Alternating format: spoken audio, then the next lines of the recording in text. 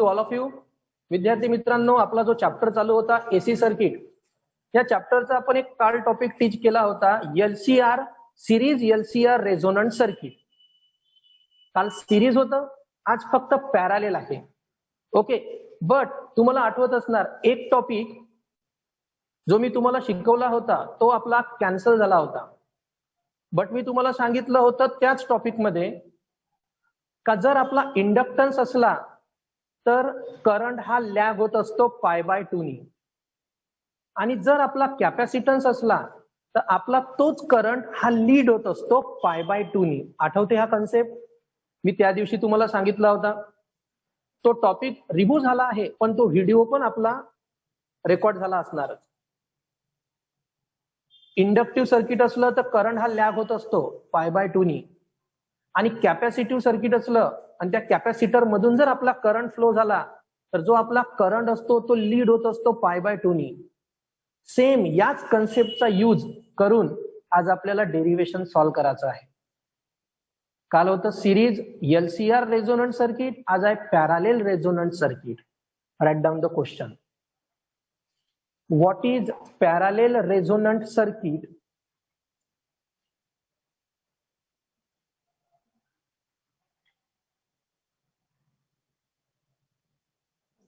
What is parallel resonant circuit? Question mark. State condition for parallel resonance.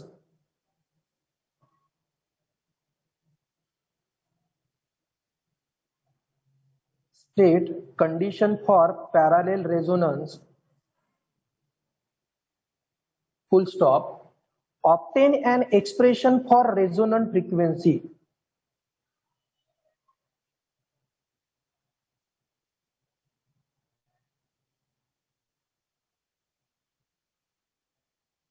Okay, so first one, draw the diagram. Question लिहून झाला, आधी माझ्यासोबत diagram draw करून घ्या.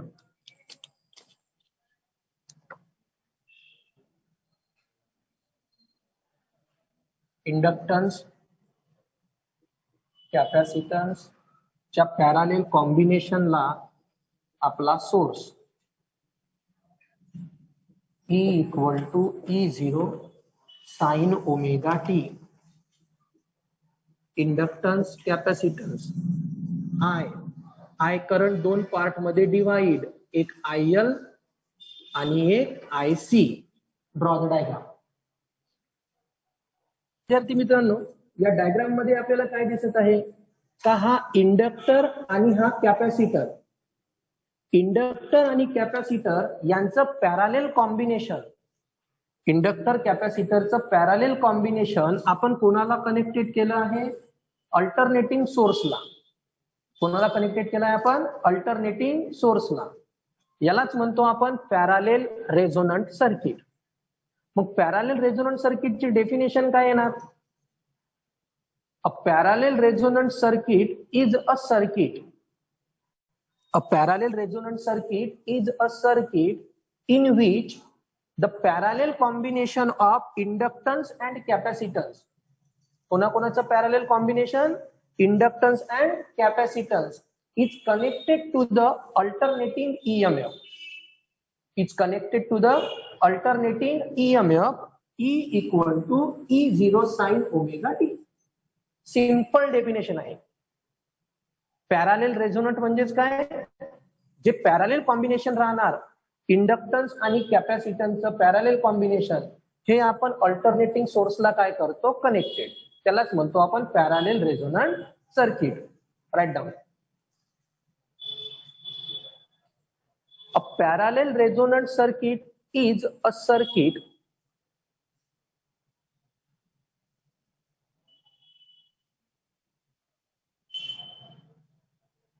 A parallel resonant circuit is a circuit in which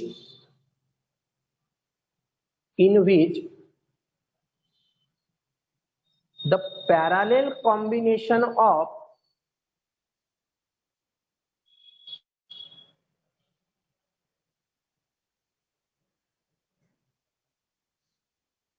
inductor and capacitor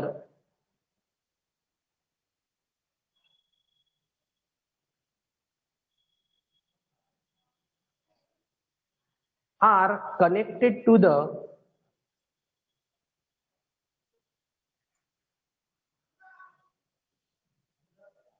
alternating EMF E equal to E0 sin omega t.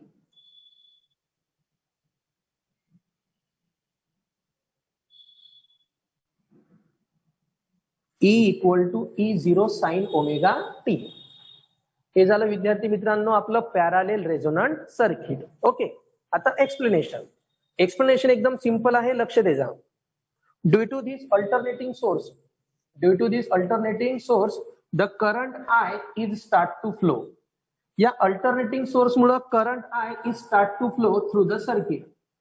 The current I is divided into two part, IL and IC. हा जो current I आहे हा दोन part मध्ये divide झाला, IL आणि IC. The current IL is flows through the inductance, so it can be lag by pi by 2. तोच concept previous लेक्चरचा.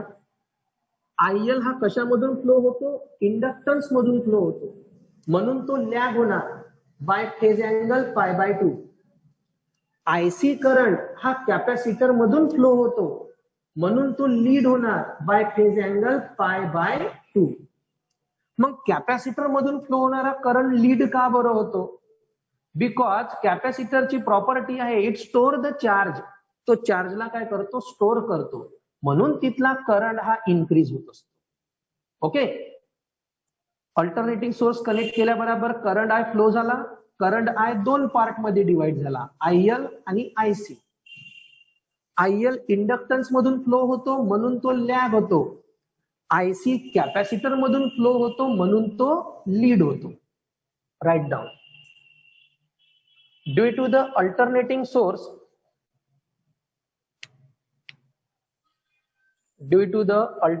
Source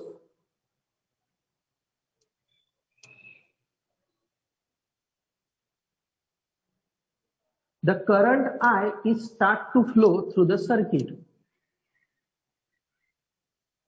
Due to alternating source, the current I is start to flow through the circuit. Next point, the current I is divided into two parts.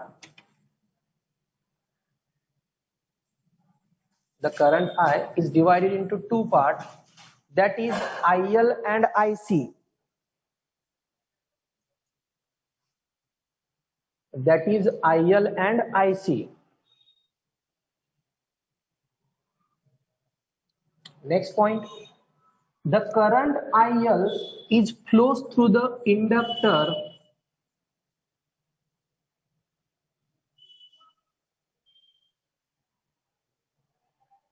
the current IL is flows through the inductor, so it can be lag by phase angle pi by 2. So it can be lag by phase angle pi by 2. तो lag होणार किती phase angle lag होणार? तो पाय by 2. आता बघा इकडे I equal to काय असते रे? V बाय R असते. I इक्वल टू काय असते आपला? V bye R. ओके, आता मला काय करायचं आहे? IL. मला काय फाइंड आउट करायचं आहे? IL. हा IL काय होत आहे? लॅग होत आहे. तर याचं इक्वेशन कसं येणार बघा. V च्या ठिकाणी आपला E0.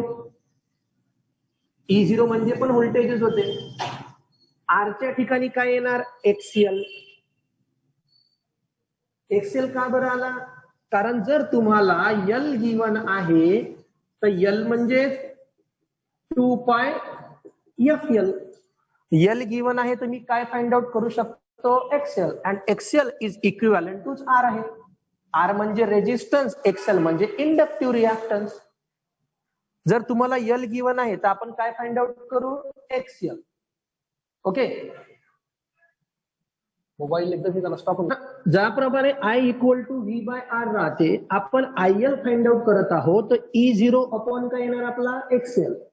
बट हा जो करंट आहे हा लॅग होतो. कितीने लॅग होतो? पाय बाय 2 नी. तर आपला IL हा I0 साइन ओमेगा टी असते, बरोबर. आता मला जर IL फाइंड आउट करायचा आहे तर हा लॅग कितीने होत आहे? पाय बाय 2 नी. तुम्ही कन्फ्युज होऊ शकता आणखी. याला मी थोडं एक्स्ट्रा मध्ये सॉल्व्ह करून देतो, ताकि कन्फ्युज नाही झाले पाहिजे. बघा, करंटचं इक्वेशन असते I equal to I0 sine omega T. Standard equation of current काय असते? I equal to I0 sine omega T. हे असते standard equation of current. But मला कोणता करंट काढायचा आहे आता? IL. तर आयच्या ठिकाणी मी IL पुट करणार. ओके. I0 म्हणजेच असते E0 अपॉन आर. हे आपण प्रॉब्लेम सुद्धा केले आहे. I0 म्हणजेच E0 अपॉन आर. तर I0 च्या ठिकाणी मी E0 आणि R च्या ठिकाणी काय लिहिणार? XL sign omega T minus किती येणार? पाय बाय 2. का बरं पाय बाय 2 आला? कारण आताच लिहिलं आपण का जो आपला इंडक्टिव्ह करंट आहे तो लॅग होतो. कितीनी लॅग होतो? तर पाय बाय 2 नी काय होतो? तो लॅग. हे स्टँडर्ड इक्वेशन ऑफ करंट आहे. पहिल्याच लेक्चर मध्ये या चॅप्टरच्या आपण हे शिकलो होतो, स्टँडर्ड इक्वेशन ऑफ करंट आणि standard equation of EMF. Current असतो I equal to I0 sine omega T आणि ईएमएफ असतो E equal to E0 sine omega T. तर या स्टँडर्ड फॉर्म इक्वेशन ऑफ करंटचा यूज करून मी IL फाइंड आउट केला. I च्या ठिकाणी IL, I0 म्हणजे E0 अपॉन XL आणि अँगल काय झाला आपला? Lag. So sine omega T minus pi by 2. Okay. तुम्ही असं लिहू शकता, we know that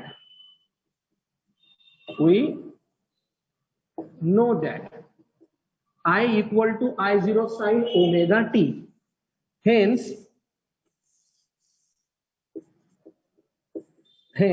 for IL काय येणार? IL I0 च्या ठिकाणी E0 upon XL sign omega T minus pi by 2. Right down this fast. हे लक्षात आलं? The current IC is flowing through the capacitor. Therefore the current is lead by phase angle pi by 2. Therefore current is lead by phase angle pi by 2. आता यामध्ये काय होतं विद्यार्थी मित्रांनो? IL जेव्हा फ्लो झाला तेव्हा तो लॅग झाला फेज अँगल पाय बाय 2 नी. बट जेव्हा IC फ्लो झाला तेव्हा तो लीड झाला bye phase angle pi by 2 नी. देअरफोर IC E0 अपॉन काय येणार आता इथे? XC साइन ओमेगा टी मायनसच्या ठिकाणी काय येणार? प्लस, कारण तो काय झाला? Lead. Write down this equation. Total current now सोबतच now the total current in the circuit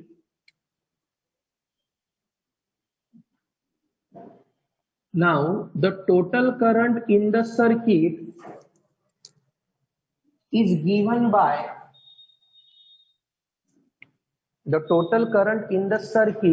given by काय राहणार? बोर्डकडे लक्ष द्या. I equal to IL plus IC.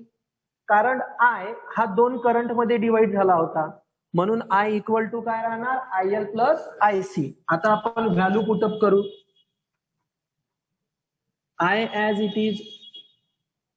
IL ची value E0 upon XL sign omega T minus pi by 2 plus E0 upon XC sine omega T plus पाय by 2. Formula हा नेहमी आपला काय असतो? पाय बाय 2 प्लस थीटा असतो. थिटा मायनस π/2 नसतो, त्याला रिअरेंज करू.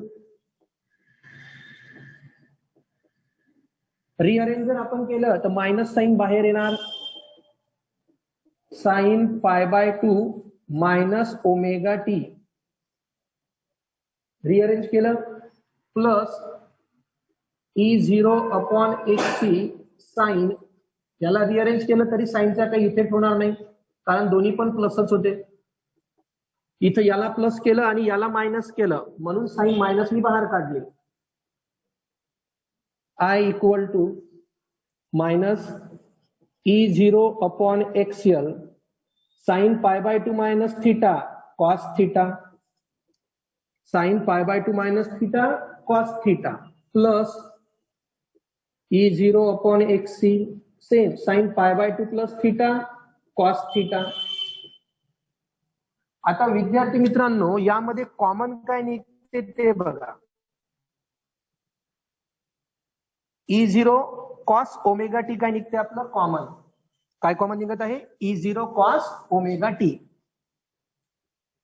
सो मायनस E0 प्लसच घेतो. E0 into cos omega T, याला मी कॉमन काढला. मग E0 कॉस ओमेगा टी जर बाहेर गेला, साइन कोणती राहिली? Minus 1/xl plus 1/xc minus 1/xl plus 1/xc. Next step मध्ये याला काय करू आपण? रिअरेंज. आधी पॉझिटिव्ह त्यानंतर negative. First write down this 0 cos omega T, आधी मी प्लस वर साइन लिहितो. So 1/xc minus 1/xl. I equal to E0 cos omega T. जर इथं मी डायरेक्ट ओमेगा सी लिहिलं ना तर खूप सारे स्टुडंट कन्फ्युज होणार, म्हणून त्याला आणखी थोडं इलॅबोरेट करतो. 1/xc म्हणजेच 1/ओमेगा-सी. xc ची डेफिनेशन काय आहे? सॉरी, xc चा फॉर्म्युला काय आहे? 1/ओमेगा-सी. तर xc च्या ठिकाणी येणार 1/ओमेगा-सी मायनस एक्सेल चा फॉर्म्युला काय आहे? Omega L. फॉर्म्युला लक्षात नसणार तर इथे लिहून घे जा बाजूला. एक्सेलचा फॉर्म्युला असतो 2πfl.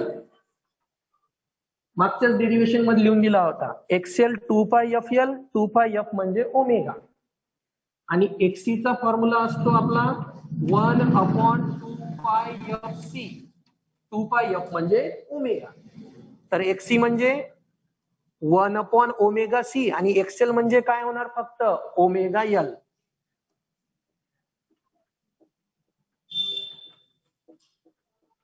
ओमेगा-सी वर जाणार, मायनस राहिलं 1/ओमेगा-एल. राईट डाऊन दिस फास्ट. एक्सप्रेशन नंतर विद्यार्थी मित्रांनो, ज्या प्रकारे आपला कालचं एक्सप्रेशन होतं सिरीज रेझोनंट सर्किट, तर सिरीज रेझोनंट सर्किटची कंडिशन काय होती? एक्सेल इक्वल टू एक्सी कंडिशन होती. एक्सेल इक्वल टू काय होती आपली? एक्सी. तशीच याची कंडिशन लिहून आता आपल्याला रेझोनंट फ्रिक्वेन्सी फाइंड आउट करायची आहे. तर लक्ष द्या इकडे. When omega C minus one by omega L equal to 0, आणि सिरीजची काय होती? एक्सेल इक्वल टू एक्सी. एवढाच डिफरन्स आहे. आता ही कंडिशन यूज करू आणि रेझोनंट फ्रिक्वेन्सी फाइंड आउट करू. लक्ष द्या आता. Now omega C minus one by omega L equal to 0. ही मायनस त्या साईडला जाऊन प्लस होणार. 1/ओमेगा-एल, ओमेगा या साईडला जाऊन मल्टिप्लाय होणार, सी या साईडला जाऊन डिवाइड होणार. So omega square equal to 1/LC बराबर omega square taking square root घेऊ.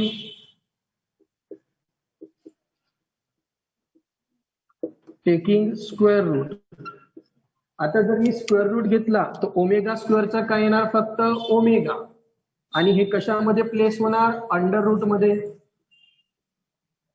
बरोबर. बट ओमेगाचा फॉर्म्युला काय असतो, toys pi F. But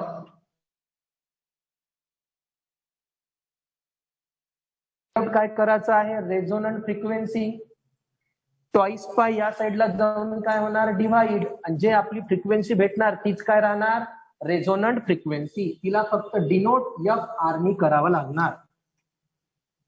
so F equal to 1/2 pi into under root L C.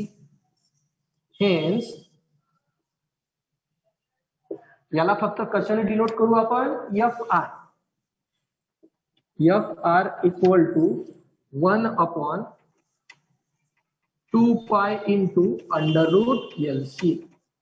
विद्यार्थी मित्रांनो, काल आपण रेझोनंट फ्रिक्वेन्सीचं डेरिव्हेशन केलं होतं सिरीज एलसीआर सर्किट साठी, आणि आज रेझोनंट फ्रिक्वेन्सीचं आपण डेरिव्हेशन टीच केलं पॅरालेल रेझोनंट सर्किट साठी. कालची आपली कंडिशन होती XL equal to XC for series resonant, आणि फॉर पॅरालेल रेझोनंट आपली कंडिशन आहे omega C minus one by omega L equal to 0.